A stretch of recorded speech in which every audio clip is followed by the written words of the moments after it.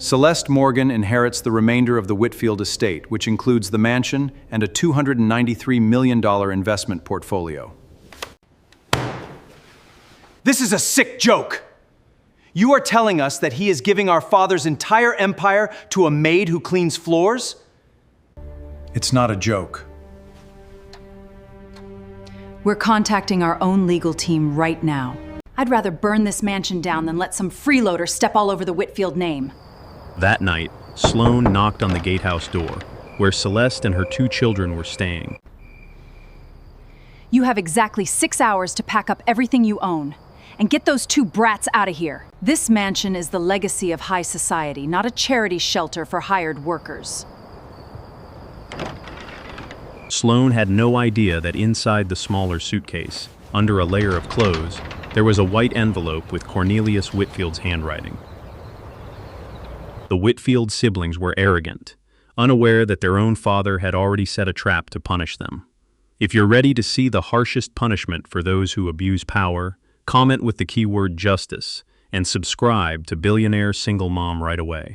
Let's look back 12 years to understand why a $293 million estate was given to a stranger. Celeste Morgan continued to open the dining room curtains on Friday morning, 11 days after Cornelius Whitfield died. Autumn light poured through the tall windows of Whitfield Estate, fell across the long wooden table, dimly reflecting the silver candlesticks. The house no longer carried the sound of Mr. Cornelius' cane tapping against the hallway floor, but the mansion's work schedule was still pinned to the kitchen board, and the only person who still read it every morning was Celeste. She inspected the flowers in the living room, changed the towels in the downstairs powder room, and instructed the gardeners not to use the leaf blower near the library that afternoon. Harrison and Sloane were visiting for the first time in 4 months. This made the entire house feel more tense than the funeral. When Mr. Cornelius was alive, his 2 children would send their schedules through assistants, arrive late, leave early, and send gifts. Today they would come in not to see their father, but to hear what remained of him on paper. Celeste wore a simple black uniform, her hair pinned in a low bun, the housekeeper's keys clipped to her waist. She worked as if the will reading had nothing to do with her.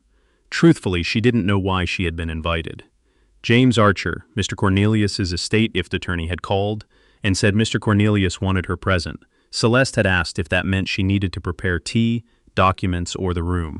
James had only said she should be sitting in the room when the will was read. That sentence had kept her from sleeping well, but it hadn't made her think about money. Her housekeeper's annual salary was $48,000. She lived in the small gatehouse on the east side of the property with Ava and Eli, who went to a public school near the gate. She had enough savings to cover 3 months' expenses if nothing went wrong. People like Celeste did not find their names in the wills of families worth hundreds of millions of dollars. People like her held keys, cleaned windows, remembered their evening medications, and knew when to leave the room before wealthy people discussed family matters. She arrived at the gatehouse before 11 a.m. Ava and Eli sat on the floor, each holding a hardcover book that Mr. Cornelius had given them for their birthday last year. Ava inquired whether he would never tell stories after dinner again. Celeste knelt to adjust her daughter's collar, saying the stories he had previously told were still in the books and in their minds. Eli hugged his book tighter. He had not cried during the funeral. He cried quietly that night, and Celeste only noticed because his pillow was damp. At 1:45 that afternoon, Celeste stood outside the library. That room had once been where Mr. Cornelius read the paper, signed letters, and let Ava and Eli sit on the rug while he told them about the first buildings he had constructed in Georgia. Today the door was open, but the air inside was different. Harrison Whitfield sat on the left side of the table in a charcoal suit, his phone face down in front of him. Sloane Whitfield Carver sat on the right, back straight, one hand on her leather purse, eyes moving over every object as if judging which one should be moved out first. Celeste sat in the chair closest to the door when she entered. That was the instinct of someone who had worked in other people's homes for 12 years. Sit where you can easily stand and avoid taking the center. Harrison looked at her and then at Sloane. Sloane's hand tightened slightly around her purse. Nobody greeted her. James Archer set his document case on the table, took off his glasses, and began in the voice of someone who had done this too many times, but still knew every will was a bomb folded inside paper. He read the initial provisions: a trust for the Children's Hospital in Atlanta, a gift to a trade school for construction workers. A portion of personal property is set aside to support the family cemetery and preserve Eleanor Whitfield's papers. Eleanor's jewelry, silver, small paintings, and keepsakes were divided between Harrison and Sloane based on a signed list. Sloane listened without changing her expression, but whenever her name appeared, her finger touched her bracelet as if to indicate ownership. Harrison inquired twice about the main investment portfolio. James did not respond except to continue reading. Celeste remained still, both hands in her lap. She realized she was counting the ticks on the wall clock to keep her muscles from tightening. She was not waiting for Shan. She only wanted the reading to end so she could return to the kitchen, check the children's dinner, and figure out how to explain to Ava that a person could love children while leaving empty rooms when he died. Then James turned to the last page. He paused longer than usual. Harrison leant forward slightly. Sloane placed her entire hand flat on the table. Celeste Morgan, the one who stayed when everyone else left, received the entire remaining portion of the Whitfield estate, which included the mansion-related real estate holdings and a $293 million investment portfolio. For the first 3 seconds, no one spoke. Celeste heard her own name as if it belonged to someone else. The number was too large to attach itself to her life. $293 million was not rent money, car insurance, school books, or a roof repair for the gatehouse. It sounded like a language from another room. Outside, she didn't react. Her hands remained in her lap. Inside, everything she understood about her place in the world had been pulled out from under the floor. Harrison sprung to his feet. The chair scraped hard against the hardwood floor. He said it was a joke. James didn't look up. He just said it wasn't. Sloane moved more slowly and colder.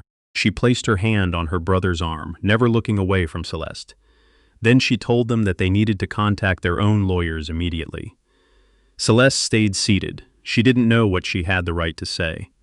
Part of her wanted to stand and apologize, even though she had done nothing wrong. Long-time hired help learn the reflex of apologizing when a room turns uncomfortable, even when they didn't cause the discomfort. But James looked at her once, as if reminding her to stay seated. Harrison demanded a private meeting with James. Sloane said Celeste's presence was no longer appropriate. The word appropriate was spoken as if Celeste were a tablecloth, placed on the wrong table for a formal dinner. James said the reading was complete, and if Celeste wanted to wait in the hallway, he would speak with her afterward.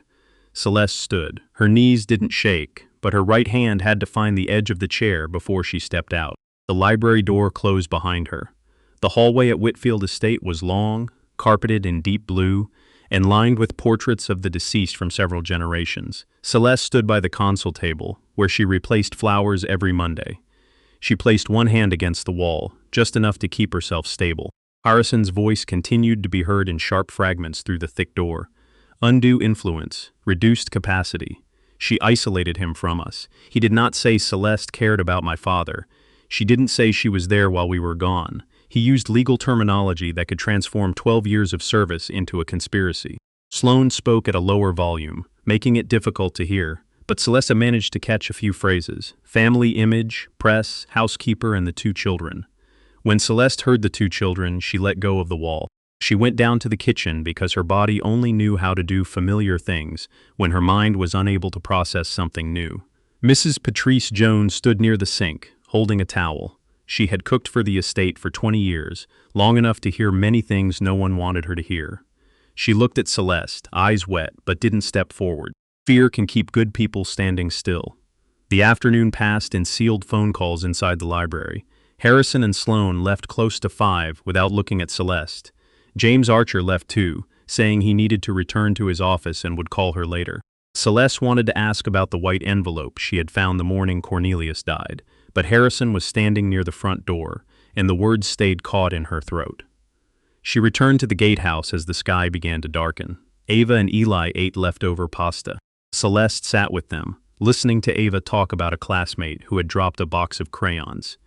She nodded at the right moments, poured water, and wiped sauce from Eli's mouth. She didn't talk about the will, didn't talk about Harrison, didn't say that the small gatehouse where the 3 of them were having dinner might be part of the estate Mr. Cornelius's biological children had just sworn to contest. At 9:17 there was a knock at the door.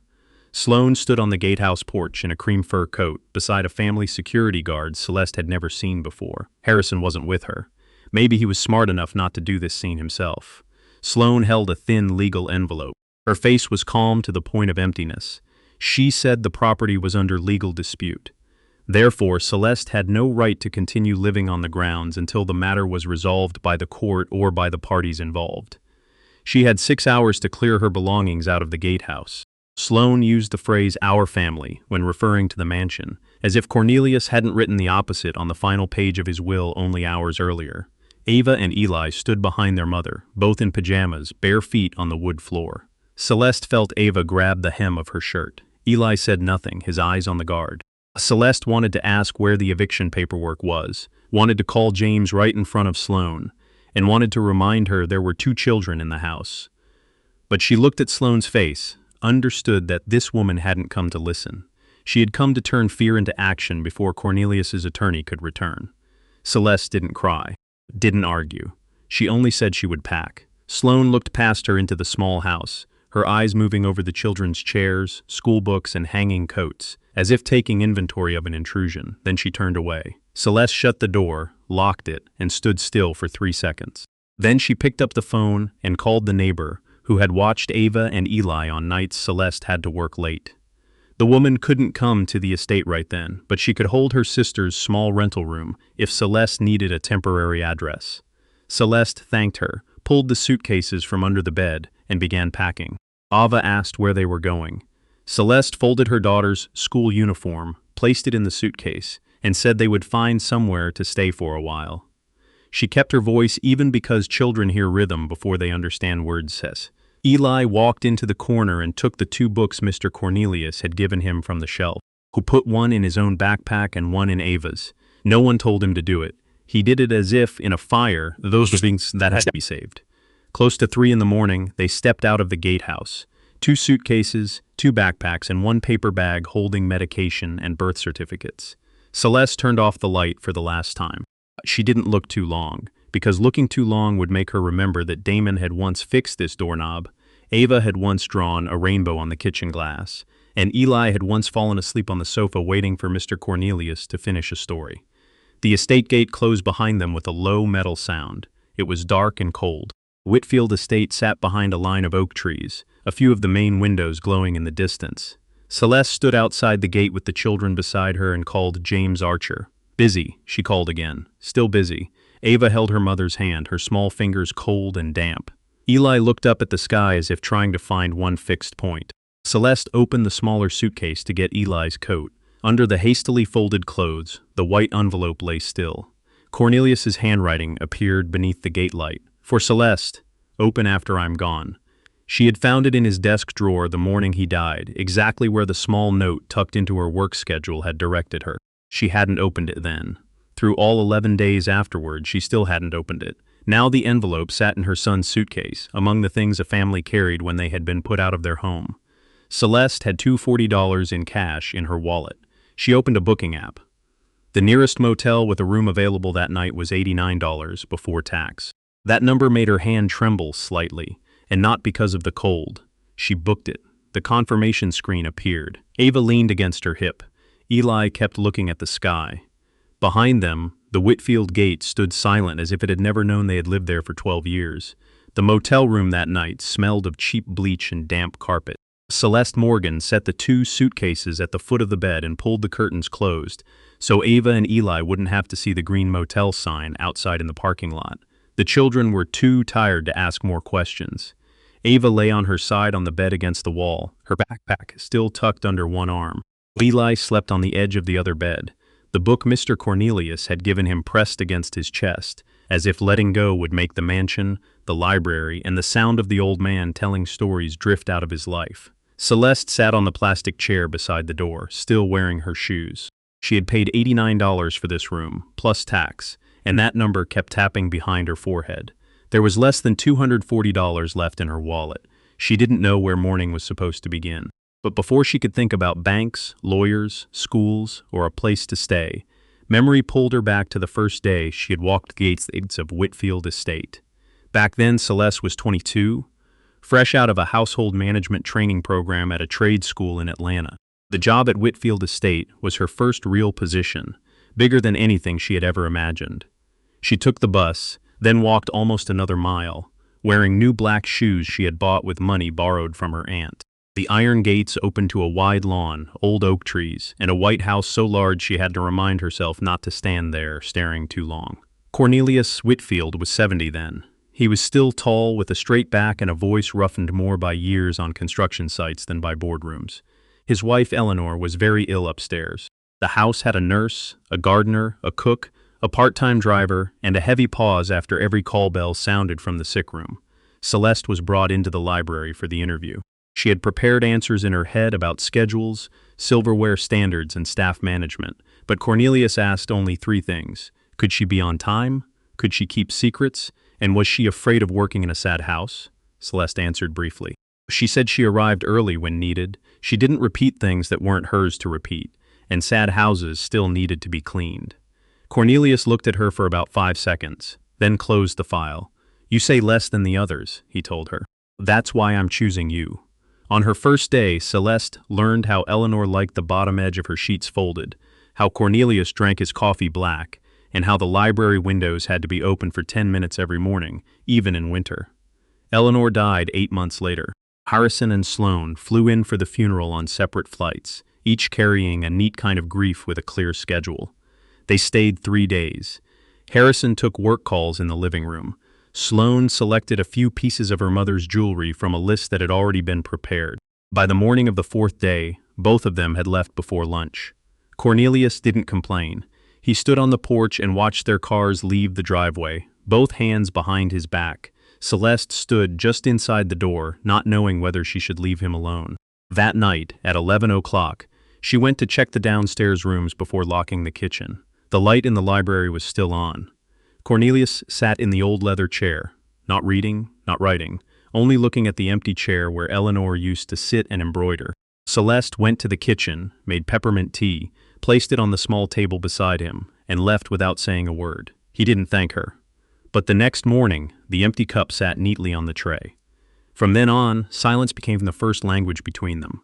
Celeste didn't try to replace Eleanor. Cornelius didn't ask her to become family. But every day, she knew whether he had eaten, whether he had taken his medication, which letters needed to be placed on his desk first, and which guests tired him out. He knew she sent money home to her mother, knew she was taking night classes for a management certificate, knew she didn't like anyone standing too close behind her. No one called it closeness. It only repeated long enough to become trust. When Celeste was 27, she married Damon Morgan.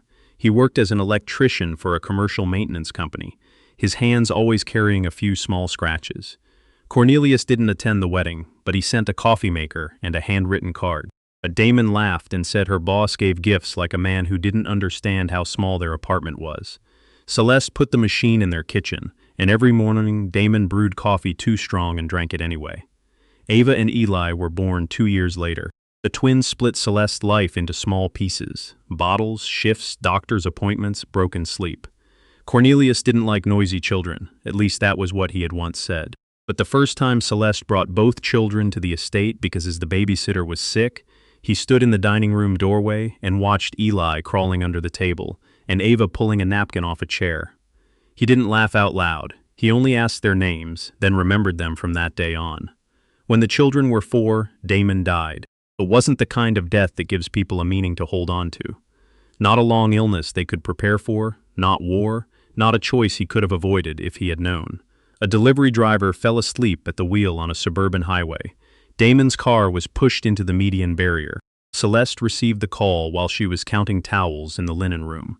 She remembered setting the stack of towels down very neatly before collapsing into the chair, as if her body still wanted to finish one small task before the world fell in. After the funeral, Celeste told Cornelius she needed to quit. She didn't say she wanted to leave. She said she needed to find cheaper housing, change her schedule, live closer to the children's school, and start a new life that wasn't tied to long hallways and guest bedrooms. Cornelius listened, took off his glasses, wiped them with a handkerchief, then asked how she planned to pay rent for the first 3 months. Celeste didn't answer. Damon's insurance money was only enough to cover the car debt, the unpaid funeral costs, and a few bills already waiting. Those calculations didn't have to be spoken. They were written all over her face. He offered her the gatehouse on the east side of the property. The small house had once belonged to the old caretaker. 2 bedrooms, a narrow kitchen, a roof that leaked a little but would stay dry after repairs. Celeste immediately shook her head. She didn't want charity. Cornelius set his glasses on the desk. "This isn't charity," he said. "But you do good work, and I don't want to lose a good housekeeper over housing." That sentence saved her without making her bow her head. The gatehouse was the reason Celeste could raise Ava and Eli on a $48,000 salary. Not rich, never rich. But she didn't have to choose between rent and food. Didn't have to move the children to a new school right after they had lost their father. Didn't have to leave them somewhere she didn't trust just to make it to a shift on time. Every morning, she walked the children to the gate for the public school bus, then returned to the mansion to work. Every afternoon, they came back to the estate, doing homework at the kitchen table or at the foot of the library stairs. Cornelius slowly let them into his life in ways no one in his family noticed. He bought books for Ava and Eli every birthday, not expensive toys, but hardcover books with each child's name written on the first page. Ava liked stories about girls discovering secret maps. Eli liked books about buildings, bridges, and things made from drawings. After dinner, while Celeste cleaned the dining room, the twins sometimes sat on the library rug and listened to Cornelius tell them about the first building he ever constructed with a loan and 3 workers. He called them the smartest children in the county, in a voice so dry that someone hearing him for the first time would think he was commenting on the weather. Once, Harrison called right as Ava laughed because Eli misread a long word. The children's voices came through in the background of the call. Harrison asked who that was. Cornelius looked through the library glass door, where the 2 children were arguing over a pencil.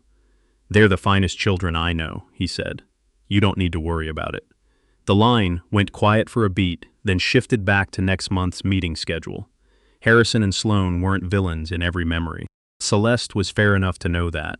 They sent flowers on the right occasions, called on their father's birthday, paid a few medical bills when James Archer reminded them. But they were absent in a way that slowly became a habit the family learned to justify. 2 Christmases in a row, they didn't come home. One year it was because of Sloane's in-laws' ski trip. Another year, Harrison had a merger in New York. Their monthly phone calls lasted 10 minutes, sometimes 12 if money was involved. Cornelius didn't complain, but he didn't forget. Mrs. Patrice Jones saw that change more clearly than anyone. She had cooked for Whitfield Estate since before Celeste was hired. And at first, she didn't believe a 22-year-old girl could hold that house together. But then Patrice saw Celeste remember every one of Eleanor's medications, every dish Cornelius wouldn't eat after 7 p.m., every time Ava and Eli needed to be moved out of the hallway before a nurse wheeled equipment through. She also saw the empty holidays, saw the dining room set for 6 with only 2 people sitting down. Patrice didn't talk about it. Longtime staff learned that in rich houses, the truth usually passes through the kitchen before it reaches the living room. Celeste saw it too, but she never used their absence to make conclusions on Cornelius's behalf. She only added another bowl of soup when he ate too little, changed the flowers in Eleanor's room, even when no one asked, and reminded the children to lower their voices when he fell asleep in the library chair in the afternoon. Small things, but they repeated every day. 3 years earlier, after a long medical appointment in Atlanta, the doctor told Cornelius that his heart and lungs were still under control, but his body had entered the final stretch of endurance. 3 to 5 years, if everything stayed stable. Cornelius listened as if he were hearing a materials quote. He asked about every number, every risk, every sign of lost cognitive capacity. The doctor said his mind was still clear. Cornelius nodded, returned home, and called James Archer that very afternoon. Celeste remembered that it rained that day. James came through the front door, his leather briefcase tucked under his coat. The 2 men sat in the library for almost 3 hours. Celeste brought coffee in once and saw medical records, a notebook, and an unsealed white envelope on the table. Cornelius looked up and told her to close the door behind her. It didn't feel secretive. It felt like preparation. At the end of the meeting, he handed James a sealed envelope and trying to keep it in a separate safe at the office. James asked a very quiet question Celeste couldn't hear. Cornelius answered that if Harrison and Sloane became the people he knew they might become under pressure, then everything needed a second copy. After James left, Cornelius sat for a while longer with the pen still in his hand. Then he called Celeste in and handed her the next week's schedule with one small line changed. He didn't talk about the envelope. He only said, "I've prepared for what's coming. A few days later, Celeste found a small note tucked into her work schedule. Cornelius's handwriting, brief and clear. If I go before I can say it, left drawer, under the old blueprints. She didn't open the drawer then. She folded the note and kept it in her notebook. Believing he would die was something she didn't want to help come closer by preparing too carefully. As final years, Cornelius grew weaker but not confused. He misplaced his glasses, but he remembered Ava and Eli's birthdays. He tired easily on the stairs, but still corrected the way Eli drew a bridge column for an assignment. He no longer went out to construction sites, but he still read investment reports with a red pen. When Harrison called, he asked where his son was. When Sloan called, he asked how his grandchildren were. They answered quickly and affectionately enough to be polite, then moved on with their lives. Celeste stayed after every call, clearing the teacup, adjusting the blanket, and reminding him about medication, not to be recognized. Because if she didn't do it, no one was there to do it at the exact moment it needed doing. Back in the motel room on the night she was forced out, Celeste sat on the floor with her back against the foot of the bed. Ava and Eli were asleep, but not deeply. Every now and then, Ava moved and pulled the blanket closer to her chin. Cars in the parking lot sounded through the thin door. The small suitcase lay open in front of Celeste. The white envelope rested in her lap. For Celeste, open after I'm gone. He had been gone for 11 days, and still she hadn't opened it, not because she was afraid of what was inside. Because once she broke the seal, Cornelius would no longer be the man who could call her into the library, remind her to put less salt in the soup, or ask which chapter Eli was reading. He would become handwriting, evidence, final words. On everything read in the library that afternoon, every knock from Sloan, every word Harrison had said behind the door, would become more real. Celeste placed one finger under the sealed edge. She looked at the two children, looked at the book in Eli's arms, and then lowered her eyes to the envelope. The glue separated with a very small sound. Inside that cheap motel room, between two suitcases and two children removed from the place they called home, Celeste slowly pulled out Cornelius Whitfield's letter. 2 days after the will reading, Harrison Whitfield turned his outrage into legal paperwork. While Celeste Morgan was still living in a motel room with damp carpet and an air conditioner rattling under the window, one of the largest estate law firms in Atlanta filed a petition on behalf of Harrison and Sloan. Her name appeared on the first page, not as the person Cornelius Whitfield had chosen, but as a threat to the family legacy. The words placed beside her name were clean and professional, and that was exactly why they chilled her more than any insult could have. Undue influence, diminished mental capacity, isolation of an elderly man from his biological children. Celeste read the first notice on her phone because she didn't have a stable address to receive mail. James Archer had emailed her a copy, along with a note telling her not to respond to anyone except his office. She read it 3 times, sitting on the edge of the bed while Ava and Eli colored at the small motel table. Each time she read it, she watched the story of her 12 years get rewritten in a language that had no room for peppermint tea at 11 p.m., blood pressure medication, birthday books, or 2 children sitting on the library rug listening to an old man tell stories about building bridges. According to the petition, Cornelius had been controlled by Celeste in his final years. He had been restricted from contacting Harrison and Sloan. He had changed his will while physically weak and dependent on the live-in housekeeper who had daily private access to him. Those lines didn't say Celeste was there because she had been hired to be there. They didn't say Harrison could have visited any weekend he wanted. They didn't say Sloan had a key to the side gate and rarely used it. Legal language doesn't always need to lie outright. Only has to choose the useful part of the truth and let the rest die in silence. Celeste placed the phone face down. Ava asked if Mommy was okay. She said she was reading work papers. Eli looked at her longer than Ava did. He asked fewer questions, but he remembered more. He had heard Sloan knocking that night. Ud stood outside the gate in a thin coat. He had seen his mother book a motel with a shaking hand. Children don't need to understand the phrase undue influence to know adults are trying to turn their mother into someone bad. At the same time, Sloan Whitfield Carver began doing what she did better than Harrison. She didn't make public accusations clear enough to be sued for defamation. She made calls, had tea, sent messages to women in Buckhead society, saying the family was heartbroken, that they feared their father had been taken advantage of near the end, that some employees had been trusted far too much. She didn't need to say Celeste's name in every call. The listeners filled it in themselves. By the next afternoon, Celeste received a message from a woman who had once hired her to help with a charity event at Whitfield Estate 3 years earlier. The message was short. "Your name is being mentioned in a bad way. I thought you should know." Celeste stared at the screen for a long time. She didn't respond right away. She didn't know whether to be grateful for the warning or hurt that she had to receive news like that from a woman who was almost a stranger. In the motel room, Ava was folding school clothes into the suitcase because they still hadn't found a cheaper place to stay. Levi sat on the floor, reading the same page for the 4th time. Celeste saw that her name hadn't only been placed into a lawsuit. It was moving through elegant living rooms, lunch tables, and groups of women who had never looked at her longer than it took to ask for more ice. She began calling lawyers. The first firm didn't answer, only an automated voicemail and a prompt to leave information. Celeste left her name and number, then watched the phone for half an hour. No one called back. At the second firm, an assistant answered, then said the attorney handling estate matters was in a meeting and would respond if they were able to take the case. No one responded. The third firm went quiet for a beat when they heard the Whitfield name, then said they couldn't accept matters with potential conflicts involving current or former clients. Celeste understood. Rich people didn't need to hire every lawyer. They only needed to have touched enough offices to make the doors close by themselves. The fourth firm spoke with her for 12 minutes. The attorney on the line was polite, made no promises, but at least asked the right questions. When he said the initial retainer was $50,000, Celeste didn't react for a few seconds. She looked at her wallet on the table.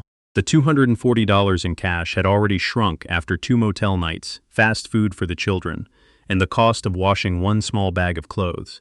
She thanked the lawyer, wrote the number on her list, and hung up before her voice broke. Outside the room, the vending machine in the hallway swallowed someone's coin and returned it with a metal clatter. Celeste looked toward the sound and thought about how she was standing against a family that could hire an entire floor of attorneys, while she still had to think twice about buying bottled water for her children that night. The list of phone numbers lay on a scrap of paper beside the sink. 4 lines, 3 crossed out, 1 number she couldn't reach. Celeste sat down on the floor because the only chair in the room was being used by Ava for homework. She leaned her back against the wall and pulled her knees to her chest. She didn't cry, she only looked at the list until the numbers began to blur together. At Whitfield Estate, life continued as if she and her children had never left. Mrs. Patrice Jones still entered the kitchen at 6 in the morning. She opened the spice cabinet, checked the vegetables, and made coffee the way Cornelius used to like it, even though Harrison didn't drink it that way. The photo of Celeste, Ava, and Eli was still pinned to the notice board beside the pantry door. It had been taken at one of Eli's birthdays when Cornelius allowed the children to cut cake in the kitchen because it was raining outside in the garden. Patrice looked at the photo many times, then turned away. She hadn't taken it down. She also hadn't told anyone not to take it down. Harrison and Sloan stayed at the mansion during the dispute. They turned the dining room into a call center, the library into a temporary conference room, and the living room into a stage for family injury. Patrice heard Harrison talking to lawyers while she washed strawberries. He demanded that they gather every sign that Celeste had unusual access to his father. He asked whether any camera showed her entering the library after hours, asked which employees could confirm she was often alone with Cornelius, asked if anyone had ever heard her mention money or the will. Patrice set the knife down when she heard that. She never had, not once. Celeste talked about medication, appointments, meals, Ava's sweaters, Eli's reading, allergy season, and Gatehart house roof repair. Not inheritance. But Patrice still stayed quiet. She was 67, had worked in that house for 20 years, and her granddaughter's rent depended on the money she sent. The truth sat right in her mouth, but fear put a hand over it. Sloan walked through the kitchen, as if it were a temporary area occupied by the wrong people. She told Patrice to change the flowers in the living room, remove any old children's toys if any were still around, and keep overly family-style dishes off the menu while guests were visiting.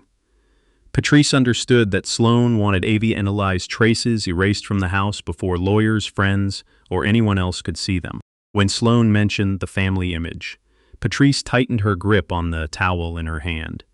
Some people spend their whole lives serving others, and when the person they served finally wants to acknowledge them, the system calls it a scheme. Celeste Morgan didn't have money for a lawyer, but Cornelius Whitfield had known this would happen. On the 3rd evening in the motel room, Celeste opened the white envelope for the second time. The first time, she had only managed to read the first few paragraphs before Ava woke up calling for her. Cornelius's letter was longer than she had expected, several pages of handwritten words, the slant steady and firm. It wasn't a short sentimental letter. It felt like a man used to building houses laying down the final bricks to shield the person left behind from a storm. He wrote that if Celeste were reading this, then he had died, and what he suspected had probably begun. He wrote that he was sorry for placing such a heavy burden on her shoulders without asking first, but asking first would have turned the gift into a weight while he was still alive, and he didn't want her kindness to change because she knew what was coming. He wrote that Harrison would say he had been isolated. Sloane would say the family image had been destroyed. Some lawyer would use the phrase diminished capacity.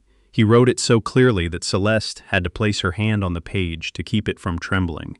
She reached the section where he mentioned James Archer keeping copies, keeping records, keeping video, keeping medical evaluations.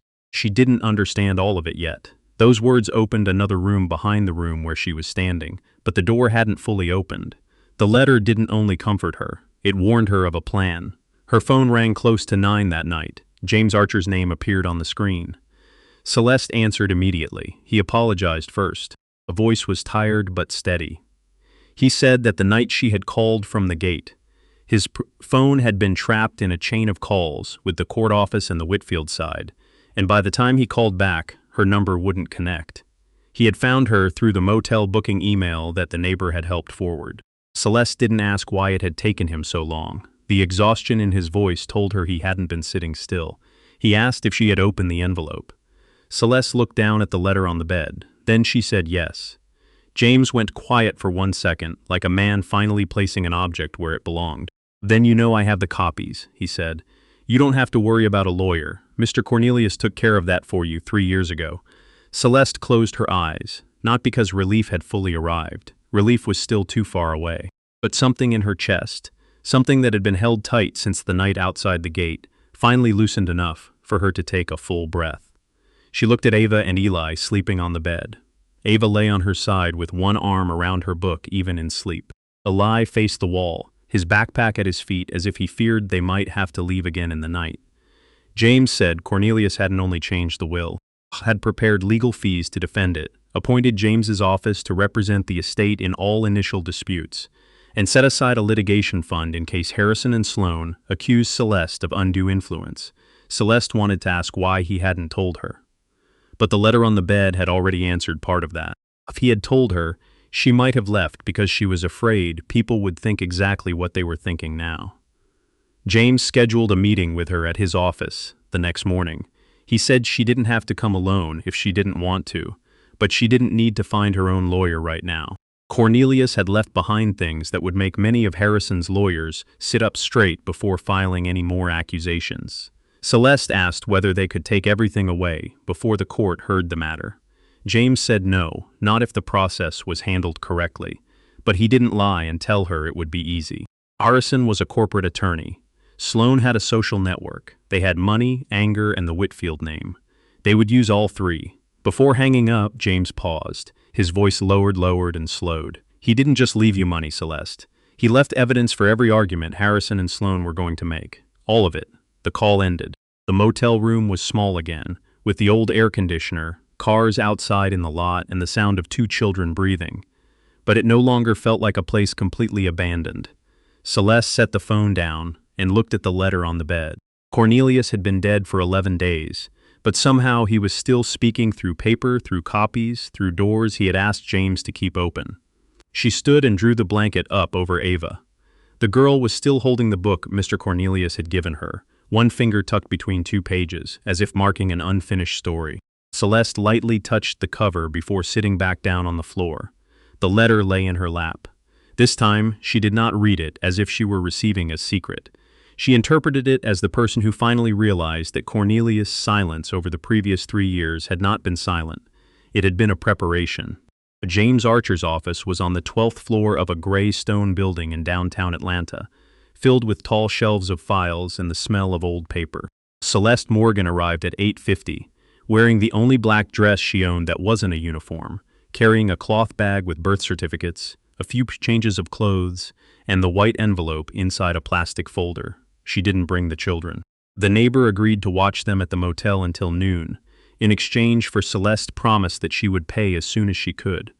Ava had asked if they were going home today. Celeste had wanted to say yes, wanted to hold her daughter and make the promise every mother wants to make. But she only said she had to meet Mr. Archer first. Eli didn't ask. He placed his book in his mother's bag, as if carrying one piece of Mr. Cornelius with her would make the room less cold. James Archer was waiting for her in the hallway. He wore a gray suit and a dark blue tie, his face tired but steady. He didn't reach for a handshake right away. He looked at her as if he knew she had slept less than 3 hours the night before, then opened the conference room door. On the table were a water pitcher, pens, a laptop, and 3 brown file boxes stacked against the wall. Celeste looked at the 3 boxes. She didn't ask. After 3 nights in a motel room, she understood. Cornelius Whitfield hadn't only written a will.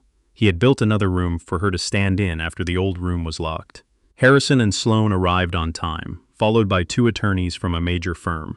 Harrison wore a navy suit, his expression back under control. Sloan entered in a cream coat with a small gold-clasped purse, her eyes sliding over Celeste like she was an error that needed to be corrected in a document. The 2 of them sat on the opposite side of the table. Their lead attorney, a silver-haired man named Mallory, placed a stack of papers down neatly. He greeted James, but gave Celeste only the required nod. Celeste sat beside James, slightly back from the edge of the table. She kept her hand on the envelope, breathed slowly, and sat straighter than before. She didn't have her own private attorney. That made Harrison look at her with contempt, as if the lack of a large firm beside her proved she didn't belong in this room. But James didn't look worried. He simply placed one hand on the first folder and waited for everyone to settle. Mallory opened with standard language. The Whitfield side maintained that the final will showed signs of irregularity, especially because the majority of the estate had been transferred to an employee with daily access to the testator. They had not ruled out undue influence or diminished mental capacity during the period of execution. His voice was level and clean, but every word laid on the table tried to turn 12 years of care into an opportunity for wrongdoing. James listened to the end. Then he opened the first file. He placed a copy of Cornelius' handwritten letter on the table. 11 pages, each page clearly scanned, dated 3 years earlier, with confirmation that it had been stored at the law office. The original remained in the safe. A copy was slid first toward Mallory, then another toward Harrison and Sloan. Celeste looked at the familiar handwriting and felt her throat tighten. On the conference table, Cornelius's writing looked exactly like as it had in the motel room. Slightly slanted, firm, never rushed. James didn't read the entire letter. He selected a few passages, enough for the room to understand that this wasn't a thank you note from a lonely old man. It was an answer prepared ahead of time for everything Harrison and Sloan would say. In the letter, Cornelius wrote Harrison's name first. He wrote, "Harrison will say I was isolated. The truth is, I could call Harrison at any time. The number of times he called me last year, 9. The number of times Celeste spoke to me every day. Harrison will say Celeste controlled my schedule. The truth is that James Archer, Dr. Fenwick, driver Paul, and my investment secretary can all confirm I made my own decisions about meetings, calls, and medical appointments." Let's turn to another page. Cornelius had written about Sloan. Sloan will say the family image was damaged by my decision. The truth is that the family was not broken on the day the will was read. It had been emptied out years earlier. With every Christmas no one came home, every 10-minute phone call, every reasonable excuse my children had for not sitting with me through one dinner. Sloan's face didn't change, but her hand clamped around the clasp of her purse. Harrison gave a dry laugh, as if he wanted to dismiss it. But Attorney Mallory didn't laugh. He read the page, read the date, read the note about the copy, then went quiet. For the first time in the meeting, the man hired to speak didn't say anything. Celeste sat still. Every sentence James read opened another room in her memory. Cornelius asking why Sloan wasn't coming for Thanksgiving, then answering himself that the flights must be difficult. Cornelius setting the phone down after Harrison's call and staring at the black screen for a while. Cornelius never complaining, only folding disappointment the way he folded old newspapers. James closed the letter, but left it lying in the middle of the table. The first layer had been placed down. Not Celeste's feelings, but Cornelius's own handwriting, written before he died, before the dispute, before anyone in the room knew what would need defending. Then James opened the laptop. He didn't explain much. He said this was a recording Cornelius had requested on the same day he signed the confirmation of the amended will, witnessed by the law office, stored in the internal system with an offline backup. Then he pressed play. The screen showed the library at Whitfield Estate. The familiar brown leather chair sat in eastern light. Cornelius was seated there in a white shirt and gray cardigan, his cane leaning against the chair. Celeste felt her heart drop for a beat.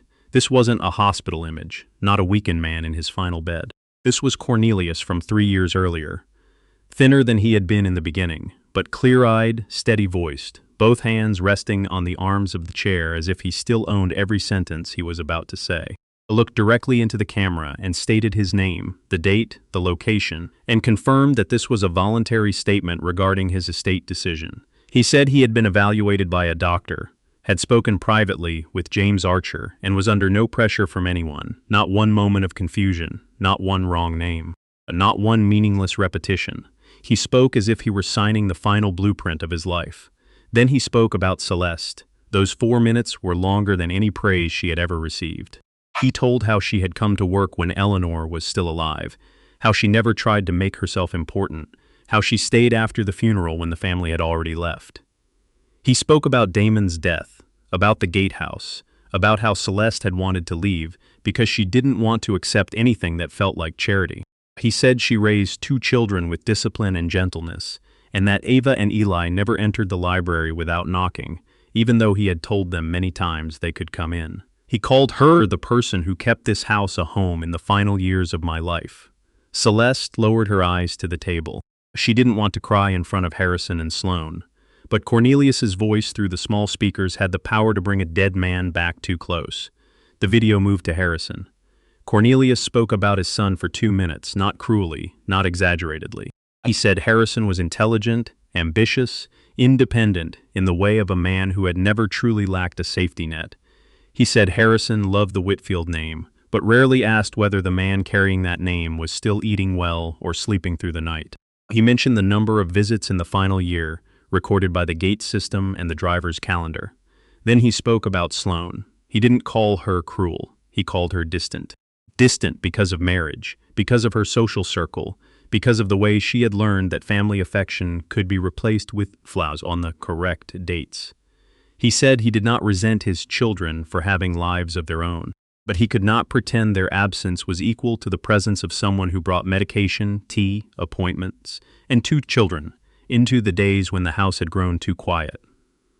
At the end of the video, Cornelius looked straight into the camera. If anyone accuses Celeste of undue influence over me, I want them to know this. She never once asked me what I would leave her.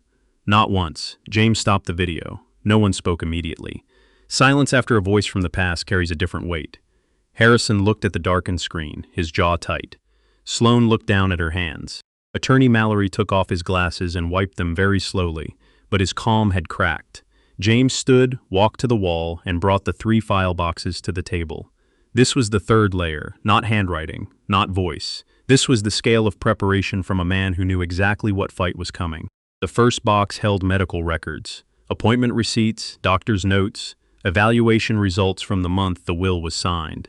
Dr. Fenwick confirmed that Cornelius was fully mentally competent, understood his property, understood his natural heirs, and understood the legal effect of reducing the inheritance of his biological children. The second box held a report from an independent psychologist, hired by Cornelius himself, not through Harrison, not through Sloane. The evaluation had been done 3 years earlier, then updated twice. The conclusion repeated the same point. There was no sign of diminished mental capacity when he made the decision. Cornelius could state consistent reasons, remember events, identify relatives, staff, assets, and consequences. The third box held call logs and legal notes between Cornelius and James over 3 years. Every time Cornelius reaffirmed his decision, the date and time were recorded. Some calls lasted only 8 minutes. Some meetings lasted 2 hours.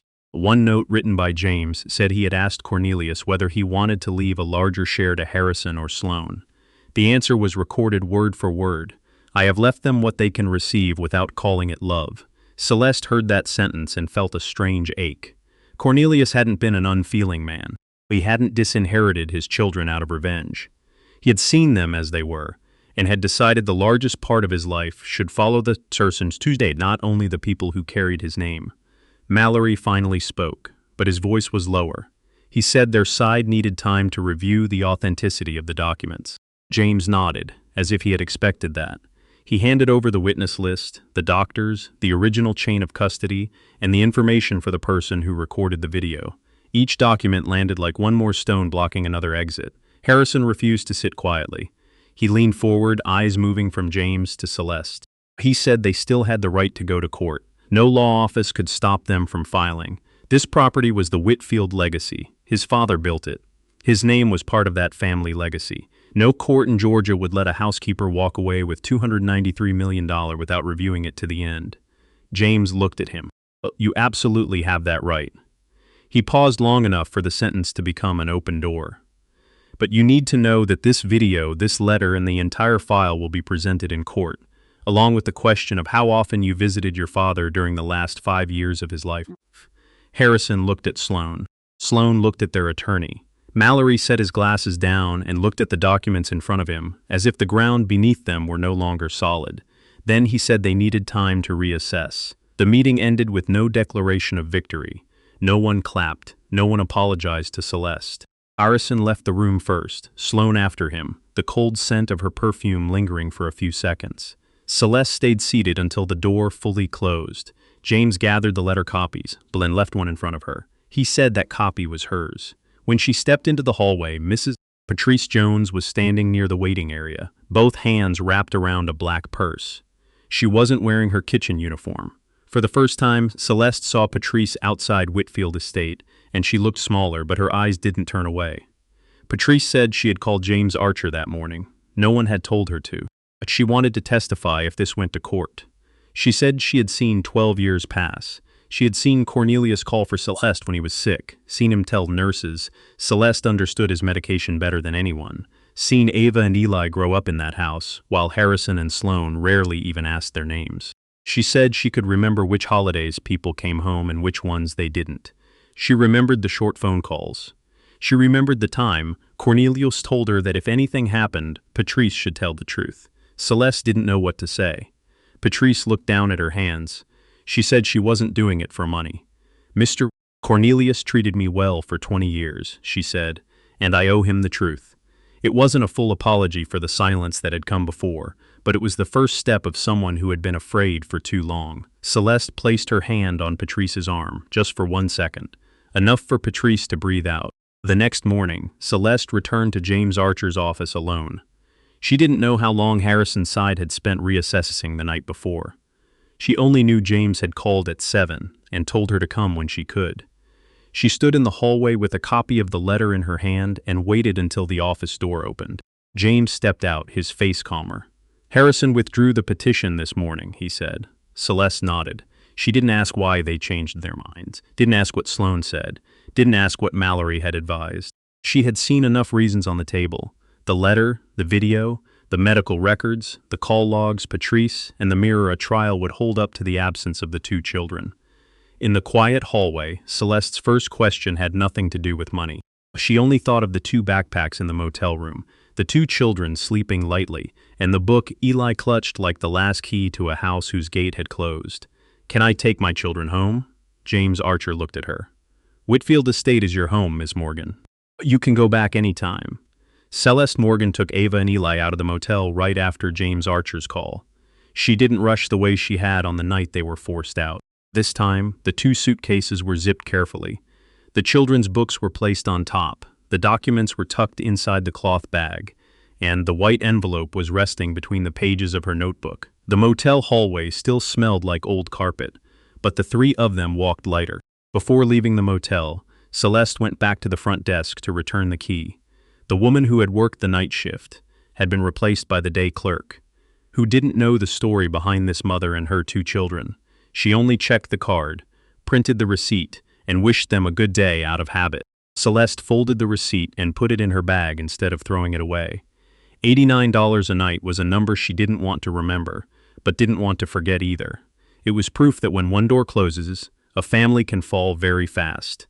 On the ride back to the estate, Ava rested her head against the window. Eli sat between his mother and sister, both hands holding his book. Celeste looked out and watched familiar streets slowly return. The gas station on the corner, the bakery with the red awning, the stone wall running along the wealthy neighborhood. Each detail brought relief and pain at the same time. It had only been 4 nights, but everything already felt like another lifetime. The taxi stopped in front of Whitfield Estate close to 3 in the afternoon. The large iron gate stood still beneath the oak trees. No guard, no Sloane's voice. No one came out to stop them. Celeste took the keys from her bag. She still had them. Harrison and Sloane had been so busy hiring lawyers, calling friends, and building the story of a greedy housekeeper that they had forgotten to change the locks. The key slid into the lock as smoothly as it had every day for the past 12 years. The gate opened slowly, making a low metal sound. Ava and Eli stood still for a few seconds, then ran in ahead of her. Not like children running to a new place, but like children running back to a place they had been afraid they'd lost. Eli held the book in his arms, crossed the gravel path, climbed the front steps, and went straight to Mr. Cornelius's library. He placed the book in its old spot on the small table beside the leather chair, exactly where Mr. Cornelius had always told him to leave it whenever he hadn't finished reading. That small movement made Celeste stop in the doorway. Ava moved more slowly. She looked at the staircase, the dining room, the vase on the console table, as if checking whether the house still remembered her. Then Ava looked at her mother. "Are we home, Mommy?" Celeste looked at her daughter, then down the long hallway that had held so many nights when she hadn't dared to feel tired. "Yes, baby," she said. "We're home." No one in the mansion applauded. There was no music, no one waiting to congratulate them. Only the sound of the old air conditioning, the smell of polished wood, and afternoon sun falling through the library windows. But to Celeste, that quiet was better than any ceremony. It let her set down the bags, take off Ava's coat, fix Eli's collar, and breathe like someone whose name had just been given back. That night, after the children were asleep in the familiar Gat house, Celeste returned to the library.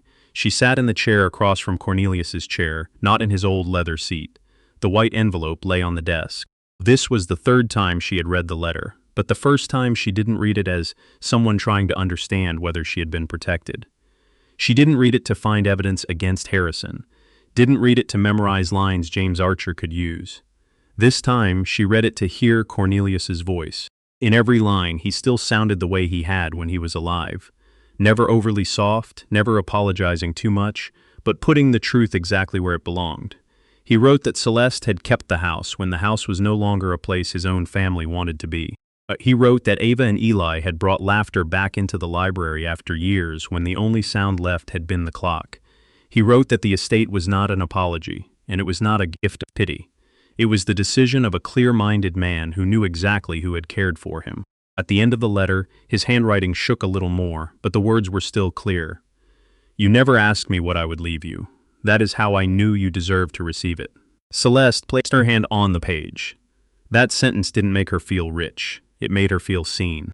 After a life spent working inside large rooms, she was used to being the quiet person behind the cleanliness, the timing, and the warmth other people enjoyed without naming it. Cornelius had named it, not on a thank you card, in the entire remainder of his life. Harrison and Sloane didn't call, they didn't send a letter, they didn't ask to see Ava and Eli. They received what the will had left them, smaller trusts for each of them, large enough that no one could call Cornelius cruel, but small enough for them to understand that he had made a distinction between them and the person who stayed. Not $293 million, not the mansion, not the main investment portfolio. They knew why. And maybe they would live with that longer than any number in an account. Mrs. Patrice Jones returned to the kitchen the next morning. She stood in the doorway like someone unsure whether she was still allowed to step inside. Celeste didn't bring up the days Patrice had stayed silent. She also didn't turn Patrice's testimony into a debt. She only asked if Patrice still remembered how Mr. Cornelius liked his coffee. Patrice nodded, eyes red. Black, no sugar. Poured into the white cup before 7:30, Celeste kept her on, not out of obligation, because Patrice was the only person in the mansion who knew which broth Eleanor had liked and which tablecloth Cornelius hated, and because she had told the truth when she could have kept silent. Making amends doesn't erase fear, but it can open a door if someone is brave enough to walk through it.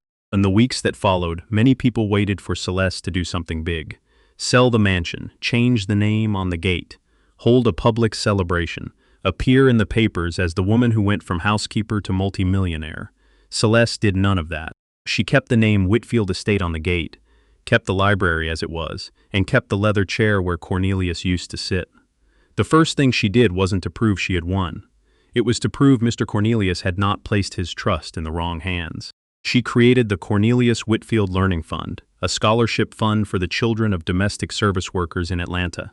Housekeepers, cooks, caregivers, gardeners, drivers. The people who walk into other people's homes every morning and keep other people's lives running.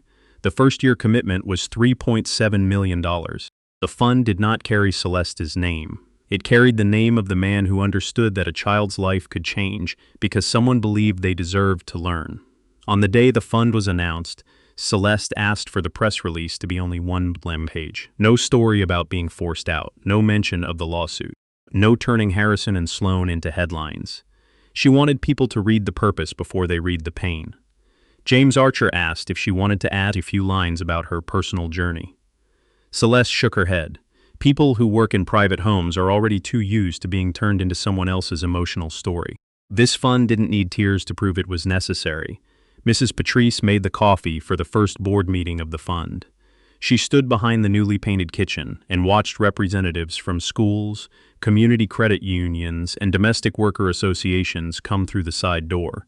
No one called her the help. They called her Mrs. Jones. When Celeste introduced her as the woman who had kept the Whitfield kitchen running for 20 years, Patrice lowered her head very quickly, then turned away to wipe a spoon that was already clean. 1 year later, Ava and Eli started at a private school near the estate. They were the first 2 students supported by the Cornelius Whitfield Fund. On the first day, Ava wore a navy blue dress, her hair neatly braided. Eli carried the old book in his backpack, even though Celeste had told him he could leave it at home. He said Mr. Cornelius would want to know what the new school looked like. One early autumn evening, Eli sat in the library reading, in the same leather chair where Mr. Cornelius used to sit. His feet still didn't reach the floor. The desk lamp fell across the page, across his hair, across the small table where the first book had been returned the day they came home. Ava sat on the rug, drawing a large house with 3 bright windows. Celeste stood in the doorway and watched. She didn't step inside. She only stayed there for a while, long enough to see the past and the future sitting in the same room. Then she went down to the kitchen to make dinner. Not because she was still hired help. Because this was her home, and in her home, dinner still needed someone to cook it. Whenever I tell this part of the story, I keep thinking about Cornelius Whitfield, a man with enormous money, enormous property, and enormous power to shape other people's lives after his death. But what made him special wasn't the number $293 million. What made him special was that he saw something many people overlook, who truly stayed. Cornelius didn't leave the estate to Celeste out of guilt. He didn't do it to seem noble. And he didn't do it because he pitied a single mother. If it had been pity, he could have written a smaller check, set up a stipend, or allowed her to stay in the gatehouse for a few more years. Instead, he left the largest part of his life to her, because in his final years, he understood that staying is a very expensive act. Staying isn't loud. It has no spotlight, no daily applause. It is the person who makes tea at 11 at night without needing to be thanked. The person who remembers medication times when biological children forget to call. The person who walks 2 children softly through the hallway so an old man can sleep. The person who keeps a house from becoming a cold museum after the wife who lived there has died. And this is the distinction between an heir by name and an heir by action. Harrison and Sloan bore the Whitfield surname. On paper, they appeared to be the people that society would most easily recognize. But Cornelius had lived long enough to understand that having a last name does not automatically make someone a family member. When you call, sometimes a member of your family will answer. The person is present when you are weak. The person who does not inquire as to what they will receive, but nevertheless completes their tasks. I believe Celeste's story reaches us, because we've all seen someone similar somewhere. Someone who goes above and beyond their job duties. Someone who quietly keeps things from falling apart. Someone who is not in the center of the photograph, but if they disappear, the entire room will notice. Maybe that person is your mother, a neighbor, a coworker, an aunt or uncle who spent years looking after someone without keeping score. Or perhaps it's you. If you're listening to this story on Billionaire Single Mom, I hope you remember one simple thing. Don't wait until it's too late to inform the person who stayed that you saw them. Cornelius managed to say it in the most powerful way he could. However, in real life, a timely thank you, a message, a phone call, or standing beside someone who has been misunderstood can all help them feel less alone. And if you've ever been the one who stayed when no one called your name, I hope this story reminds you that quiet kindness isn't as insignificant as you might think. Perhaps no one will sign over the estate to you. Perhaps there won't be a law firm, an 11-page letter, or a scholarship fund named after someone who died. However, your actions continue to have an impact on the lives of others. Some children will remember. Some rooms will be different because you previously walked into them. Some people, even if they don't express it right away, know who was present when everyone else left. I also love that this story doesn't pretend money fixes everything. Money opens gates, pays legal fees, and creates scholarship funds. But what truly heals Celeste is the return of her dignity. She no longer has to ask permission to call that place home. Ava and Eli no longer have to hold books like life rafts in the cold night. And Kelmish, even after he was gone, still left them a very clear answer. You were not chosen by mistake. You were seen on the day the house they thought they had lost was given back. What about you? Is there someone in your life who stayed when everyone else left? And have you told them you see it? If so, turn on notifications for Billionaire Single Mom so you can hear more meaningful stories like this.